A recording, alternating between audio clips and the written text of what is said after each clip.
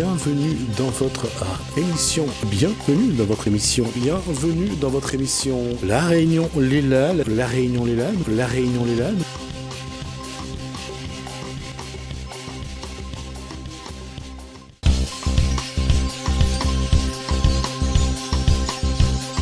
Les annonces de Macron, il y a quelques jours, on n'a pas déclenché, à La Réunion en tout cas, beaucoup de réactions.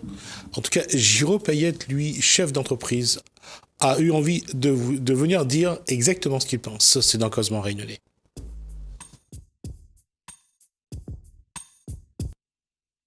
Bonsoir Giraud Payette. Bonsoir. Ah, moi je pensais que ça n'avait pas commencé.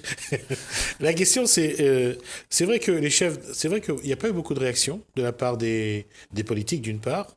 Beaucoup sont, depuis le grand débat, ont été apparemment baptisés, ils sont devenus est en marche dans la République. Mais il y a certaines personnes qui apparemment n'ont pas apprécié vraiment les annonces. Mais d'ailleurs, c'est une expression bien, on a un silence qui est très assourdissant de la part de la classe politique. Parce que nous prenons le cas de La Réunion, par exemple, un certain nombre de maires a pris l'initiative dans notre mairie d'ouvrir un registre et elle appelle la population de venir noter les doléances. Déjà, première question... Ça, c'est lors du grand débat. Du grand débat. De toute façon, je suis sur ce registre-là, parce que du grand débat, on attendait les grandes manœuvres.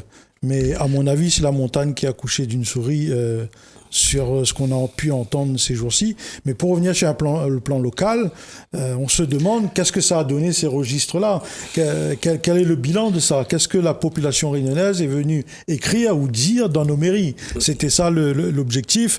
Là, il y a un vide total, on n'a pas la suite. Vous ne préférez pas, Giraud Payette, tout de suite, qu'on aille tout de suite au cœur du sujet? Ah ben, on peut y aller, mais je veux dire, il est bien de dire aussi que... Qu'est-ce que les politiques auraient dû faire? La moindre des choses, c'est faire état de ce que les gens ont pu noter dans les registres. Hein. Et je pense qu'aujourd'hui, au vu de ce que notre président... Vous faites des choses pour savoir que c'était ce que le public, ce que les citoyens ont écrit dans les livres, même si ce qui a été écrit a été remonté au plus haut niveau de l'État, c'est l'État qui décide. Et on ne doit pas... C'est pas à vous qu'on va apprendre ça, que l'État avait déjà son projet et que tout ça, c'était juste pour justifier ce qui allait sortir. J'y suis, moi, là, vraiment pas sûr que même s'il est monté jusqu'à là-haut. Ouais, je suis pas certain du tout. Okay.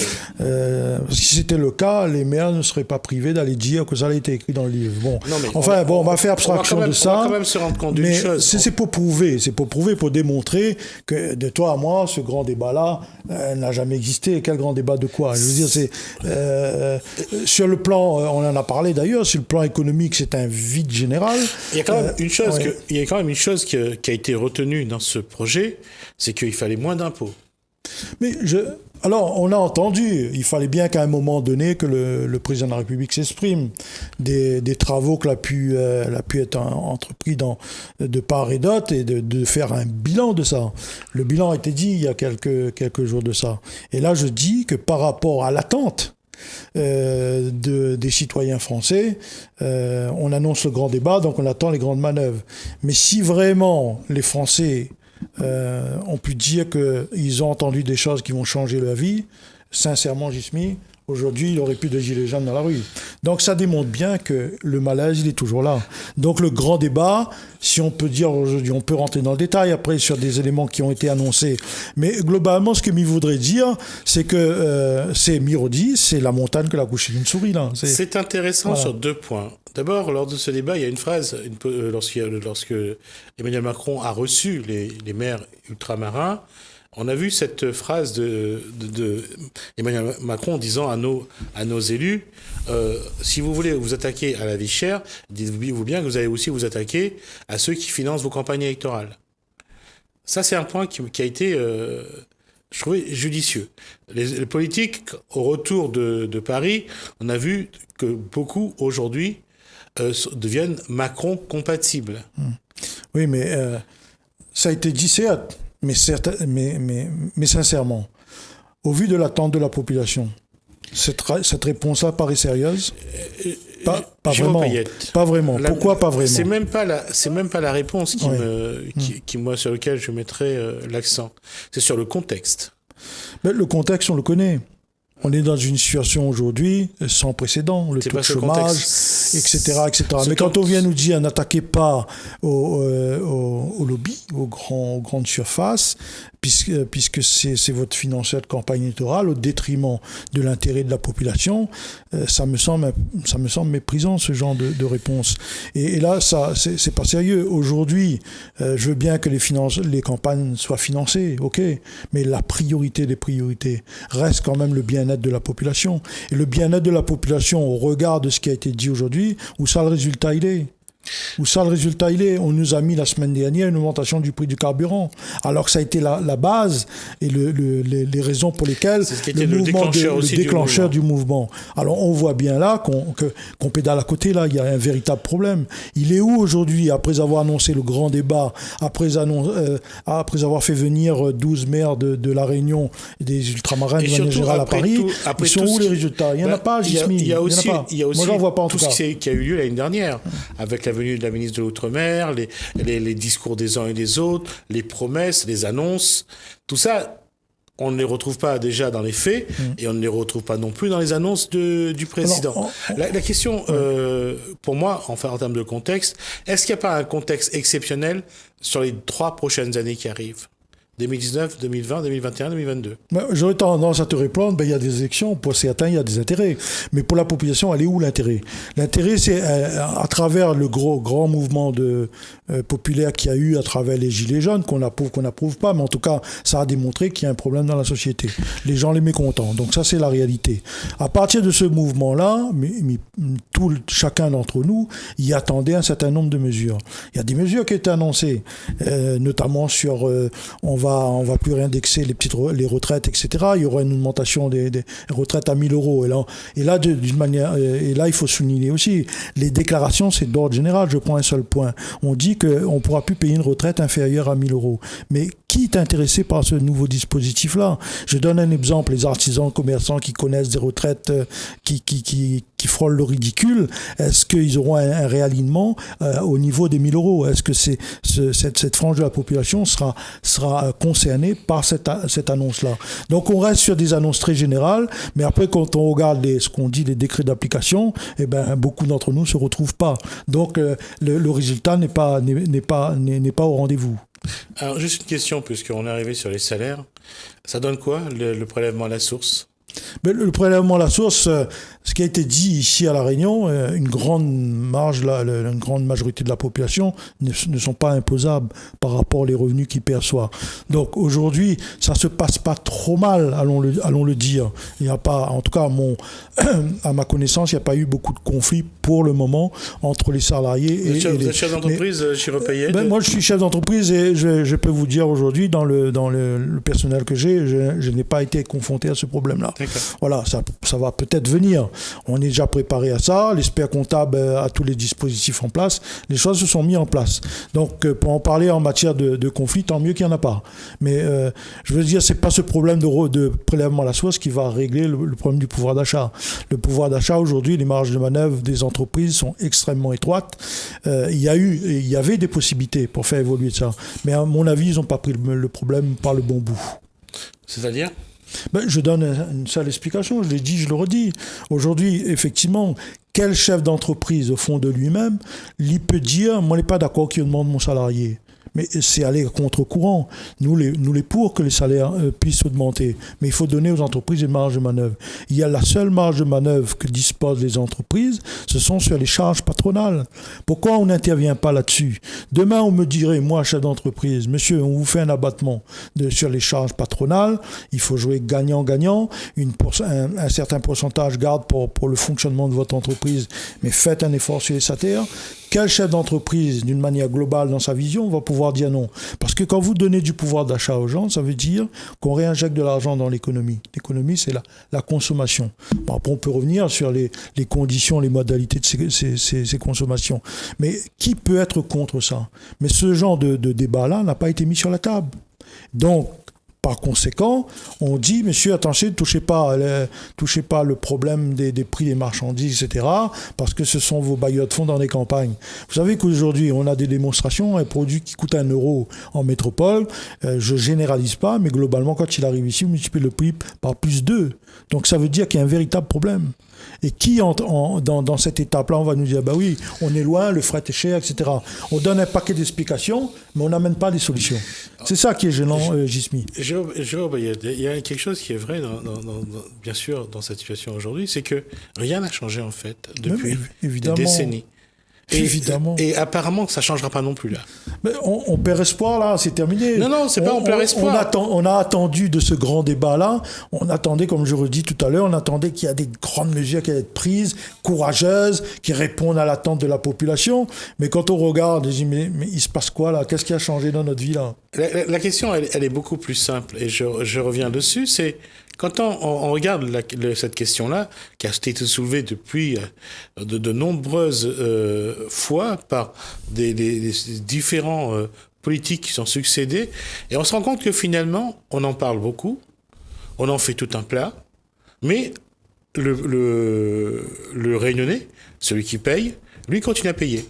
Les rentes de situation sont toujours là. Les grandes familles riches de la Réunion continuent à s'enrichir, à payer les politiques, à financer leur campagne, à enrichir aussi les politiques. Et à l'arrivée, celui qui se retrouve toujours avec moins de moyens, c'est le citoyen réunionnais, c'est le Réunionnais qui continue à payer, qui se dit d'une façon ou d'une autre, quoi qu'il arrive, il ne peut plus croire dans les politiques, il ne croira plus dans ce gouvernement, finalement, s'il reste de l'espoir, où trouver cet espoir? Et est-ce que finalement l'espoir c'était les gilets jaunes et de se dire qu'il faut attendre un autre mouvement peut-être pour que l'essence baisse de nouveau parce que ça a baissé pendant le mouvement et c'est revenu au niveau avant le mouvement. Sans vouloir critiquer, mais quand on voit en métropole, là, à travers les prochaines élections européennes, vous avez 3 listes des gilets jaunes. Vous avez là la démonstration d'une division d'une force sur le terrain politique. À La Réunion, à moins qu'on m'amène le contraire, mais pour l'instant, les gilets jaunes, ils sont quasi inexistants. Ils sont plus dans le débat. On aimerait les entendre. On aimerait les entendre, notamment sur le livret qu'ils ont remis au ministre, à la vue de toute la population réunionnaise. Quel est le résultat de ces revendications-là? Et aujourd'hui, les réponses ne sont pas là. Ce que je veux te dire, quand on a écouté le président de la République, il y a un point qu'on pourrait retenir, c'est le nouvel acte de décentralisation. En clair, il a dit aux politiques, messieurs, je vous donne, réglez votre problème. N'attendez pas à l'État, que nous, on règle tout. Mais la question se pose, qu'est-ce qu'il va avoir dans ce nouvel acte de décentralisation que je souhaite de tout mon cœur, c'est un acte que je souhaite. Parce que je considère que chaque citoyen de son territoire est responsable de son développement. Les décisions ne peuvent pas se prendre systématiquement de Paris à travers des décrets, des ordonnances et tout le reste, et qui nous fragilisent de plus en plus. Donc, si on écoute le président, il est en train de se dire, prenez vos responsabilités. Mais quand? Et qui va le faire? On va le faire dans le même état d'esprit qu'on a, ce que tu as décrit tout à l'heure, c'est-à-dire on prend tous les avantages et on oublie l'essentiel, c'est-à-dire l'intérêt de la population. Donc on est dans ce débat-là aujourd'hui. Il relève de la responsabilité de chacun d'entre nous. Alors qu'est-ce qui va se passer au futur? C'est vrai, tu l'as bien décrit, le créole n'a pas changé là, toute la règle paraît. Là peut-être il est en train d'empirer d'ailleurs. Donc qui va avoir la responsabilité de dire stoppons un peu tout le schéma, tout le simagrille scénario qu'on peut faire autour des problèmes des gens. Et d'ailleurs, je redis, souvent il y a des politiques qui viennent faire des interventions et qui répètent d'une manière régulière, nous avons un taux de chômage de 30%. Ils n'arrêtent pas de répéter ça. Ils font en direct leur propre démonstration d'échec. Mais on se dit, mais arrêtez. Ok, pendant 10 ans, vous dites ça, mais qu'est-ce que vous avez fait, vous, pour empêcher qu'on arrive à là? Après, on peut dire que les entreprises n'embauchent pas. Il y a un débat, là, à Matignon. Oui, c'est aujourd'hui. D'accord, dans une ligne, enfin, à l'ordre du jour, un sujet. Les freins contre l'emploi. Quels sont les freins? Est-ce que les gens qui vont être autour de la table seront suffisamment courageux et n'auront pas la peur au ventre de dire ce qui se passe? Pourquoi ça freine l'emploi? Et est-ce qu'ils ont vraiment les vrais éléments? Est-ce qu'ils connaissent le dossier? Ça aussi, on l'a vu avec 2 ou 3 ministres qui sont arrivés au gouvernement, qui ne maîtrisaient pas leur sujet non plus. Mais beaucoup plus simple, Jérôme Payette. La question, c'est, il y a eu d'abord le livre bleu, qui a été remis donc au gouvernement. Il y a eu le mémorandum de la région remis à l'Europe. Il y a Il y a beaucoup de choses apparemment qui sont dans des documents, mais apparemment qui resteront dans les documents. Je ne sais pas ce que le livre bleu donnera pour la région, pour le gouvernement, et je ne sais pas ce que le mémorandum remis à l'époque par Jean-Paul Virapoulet et Didier Robert à Bruxelles, je ne sais pas qu'est-ce qui sortira de ce document-là.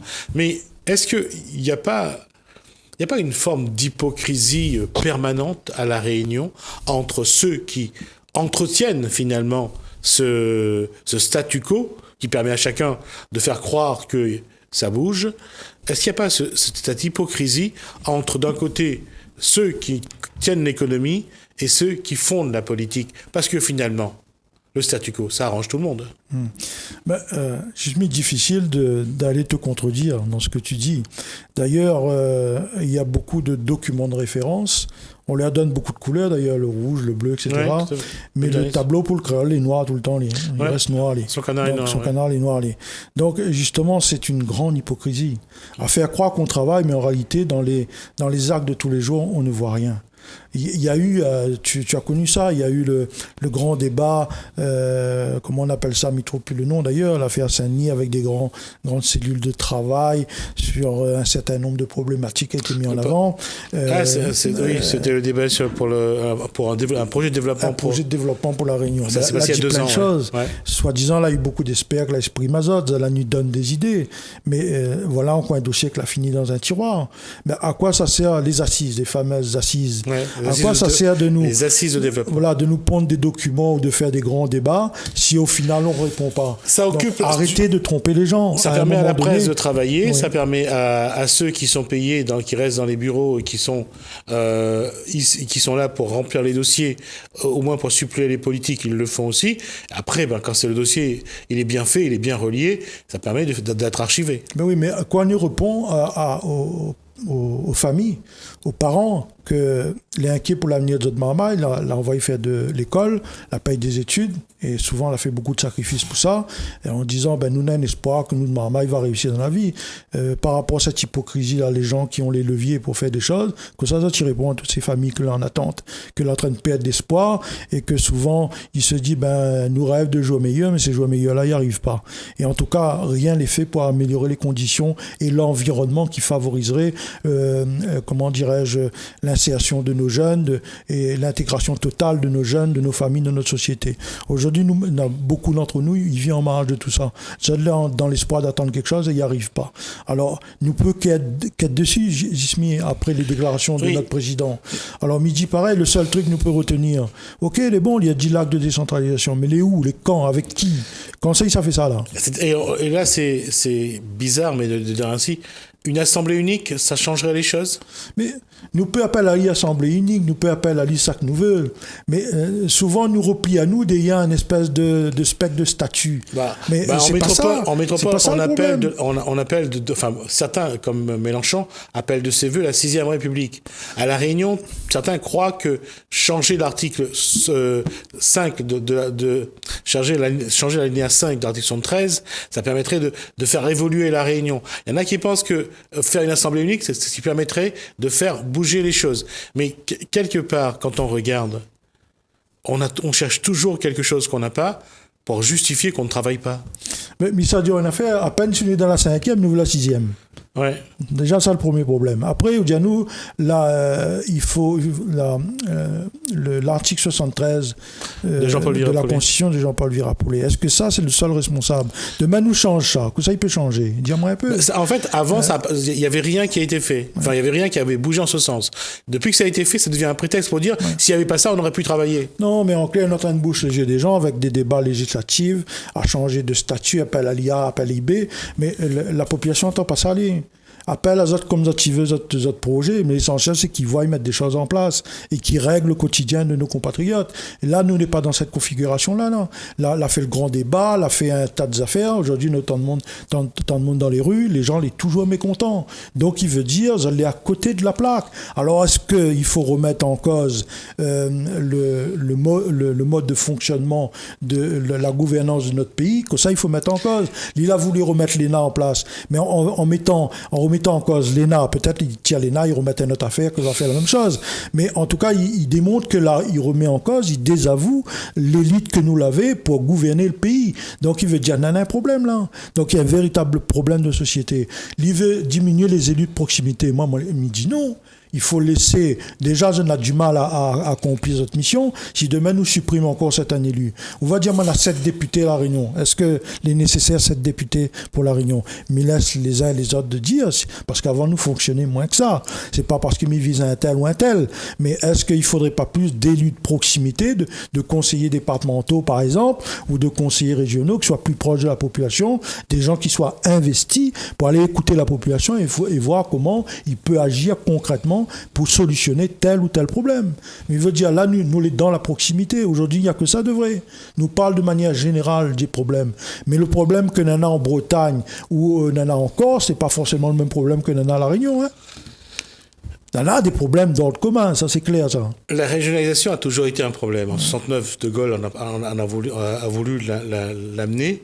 Finalement, ça a valu une défaite et son départ de l'Élysée.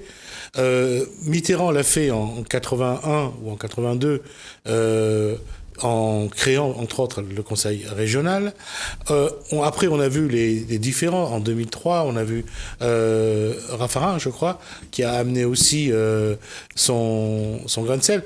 À chaque fois on avance, et en plus bien sûr il y a le projet qu'a amené François Hollande en créant des régions, en ramenant 22 régions à 13 super régions, finalement en créant le conseiller départemental.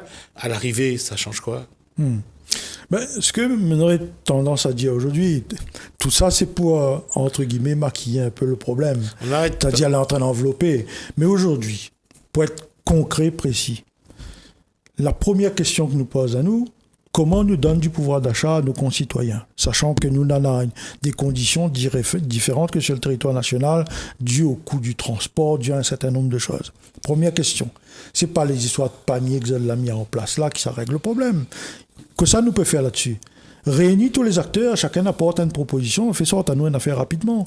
Sur le problème aujourd'hui, je vais vous dire autre chose d'important, et là il faut avoir le courage de le dire, je le dirai. Nous, depuis des décennies, dans un système du tout assistanat pour que les gens, les dépendants d'un système. Il faut nous sortir d'un système, entre guillemets, d'assistanat. Et là, rectifie le tir. Je tire pas sur les gens qui sont victimes de ça. Hein. Je tire sur les gens qui ont conditionné cette situation-là. Et je leur dis, il faut qu'on rentre dans une alternative de développement, d'économie, par le travail. Qui crée de l'emploi? Ah bien, évidemment, vous allez me dire, il y a des collectivités qui créent de l'emploi, heureusement. Mais majoritairement, ce sont les petites entreprises. Quel est le projet de développement économique qu'on peut mettre sur la table pour La Réunion? Quels sont les freins pour que les petites entreprises, par exemple, ne se développent pas? Pourquoi elles ne se développent pas? Pourquoi on ne crée pas davantage d'emplois de proximité? Allons débattre sur des sujets-là. Et la réponse, ce n'est pas dans le statut, article 73, régionalisation et patin couffin. C'est du bon sens. Pourquoi ne mettre pas nous, toi, d'une table de 50 000 personnes, ça, hein? Alors, combien de débats faudra-t-il faire Même les bons débatteurs, souvent ils prennent les mêmes. Souvent, on a des gens, ils rentrent dans la préfecture là-bas, ils se racontent tout le temps les mêmes affaires. Prenez des vrais acteurs. Oui, mais si il y a débat, la décision doit venir de Paris, du gouvernement. Mais on le voit depuis des années. Soit ce sont les politiques qui n'ont pas de projet à La Réunion, soit c'est le gouvernement qui ne veut pas avoir un projet. Ce qui me gêne, Jismi, je peux te comprendre, la configuration t'oblige à dire ça. Mais pourquoi systématiquement nous doit attendre de Paris? C'est ça ma question. Pourquoi Paris tout le temps? Est-ce que Paris attend à nous? Parce que cet environnement-là est favorable au statu quo. Ouais. Tout le monde dit Paris ne décide pas, donc personne ne fait rien. Et peut-être Paris voudrait que nous décide davantage. Et c'est peut-être ça le sens de ce qu'a dit le président Macron. Et il nous peut abonder dans ce sens, au moins sur ce petit point-là. Ce qui signifie les autres n'est pas d'accord. Mais ça, là-dessus, il dit acte de décentralisation. Mais dis à nous dès maintenant que ça, il est capable de faire. Et allons préparer les hommes politiques de demain. Ça que l'a pas gagné faire. Désolé les gars, ce bilan n'est pas bon. C'est ça pas remettre à nous dans le même système. Ramène d'autres mondes autour de la table. Ça que les envies d'engager, engage un coup. Amène des solutions. Ce qui signifie qu'aujourd'hui, il y a un constat d'échec de cette classe politique. Mais les chiffres le disent lui-même, Jesmi. Tu l'as dit, 30% de chômeurs, ça tout le temps nous répète à nous les mêmes affaires. D'accord. Donc le constat d'échec, il est là. Et on ne revient pas le nombre d'entreprises qui disparaissent tous les ans. Tout le monde il parle pas de ça, il dit l'économie va bien. Mais c'est un leurre, ça, on raconte à nous n'importe quoi là. Ce qui veut dire qu'aujourd'hui, il faut déjà se mettre à chercher une nouvelle classe politique. Mais il répond oui. Ou à les former. Mais il ne dit pas, il faut que les autres, ça va. En tout cas, tu ne veux pas l'échange, notre mode de travailler, les amis. Il voit pas, le bilan n'est pas bon. La population attend d'autres choses. Si les autres, ils sentent que je pas dans cette logique-là, ben c'est à la population de prendre sa responsabilité aussi, de dire, il faut peut-être une autre classe politique qui amène à nous autre chose. Il peut pas être plus mauvais que nous l'a connu. Au moins, nous tente quelque chose. Si on fait un constat depuis 50 ans, on ne pourra pas dire que, hormis le PDA de Paul Vergès, ce projet de développement donc de Paul Vergès, il n'y a pas eu d'autres projets. Et ce qui est quand même un constat incroyable, c'est que on a l'impression qu'on a une classe politique incapable de proposer un projet de développement sur 20, 30, 40 ans. Ou qui ne veulent pas, ou ils ont autre chose en tête, je ne sais pas quoi. Mais tu dis vrai. Un homme politique, c'est la responsabilité. Aujourd'hui, par exemple, on vient nous dire qu'on crée des SPL à tout va. C'est bien, on va créer des emplois. Mais voilà encore, je dis souvent, le politique doit rester à sa place. Il est là pour créer l'environnement, pour que l'économie se développe, mais qu'il ne prenne pas la place de l'économie. Oui, mais le problème, c'est qu'en plus, ces structures-là, généralement, donc, c'est financé que par l'argent public. Ça sert à placer des petits copains au bon endroit, avec des salaires parfois incroyables, 14 000 € par mois. Je te laisse dire, JSP. On a des démonstrations régulièrement de ce genre de choses. Le système est ainsi fait. Est-ce qu'il faut changer le système ou il faut créer un autre système? Nous n'est pas là pour inventer des choses qui ne peut pas. Nous avons sur une base qui est claire. Aujourd'hui, on se pose les bonnes questions. Qui peut créer de l'emploi? Là, aujourd'hui, hier soir, je regardais un débat. Les grandes surfaces, aujourd'hui, sont en train de voir un déclin. Et tout est en train de favoriser vers l'emploi, le commerce de proximité. On mis tape des deux mains. Ça ne veut pas dire qu'il veut voir les grandes surfaces disparaître. Moi, il est pour un équilibre. Que les grandes surfaces existent. Par exemple, le pôle Océan Saint-Denis. J'étais pour le pôle Océan. Pourquoi? Ça a amené une nouvelle dynamique. Et profitable aussi pour l'ensemble des commerçants qui est dans l'environnement. Mais il fallait une structure bien réfléchie pour qu'elle soit du gagnant-gagnant. Aujourd'hui, quand vous passez, il ne veut pas faire une attaque au maire de Saint-Denis. Mais il veut dire, si on veut développer la Réunion, il ne faut pas qu'on ait froid aux yeux, qu'on ait peur de monter un certain nombre de choses qui répondent à l'attente de la population. Parce que ce grand pôle Océan, si on l'avait mis peut-être pas la même dimension, elle était surdimensionnée, certes, mais à raison gardée, quelque chose de correct, avec une bonne redynamisation du centre-ville, on aurait créé une réactivité. Et c'est ça qu'on a besoin. Et on n'est pas là-dedans, là. On préfère aller créer des SPL à tout va et on oublie tout le reste. Et c'est quand même l'emploi des proximités, c'est quand même les petites entreprises. Alors, on va dire, je suis défenseur. Bah oui, je suis déjà une petite entreprise, donc je suis pas gêné pour faire la défense de ça.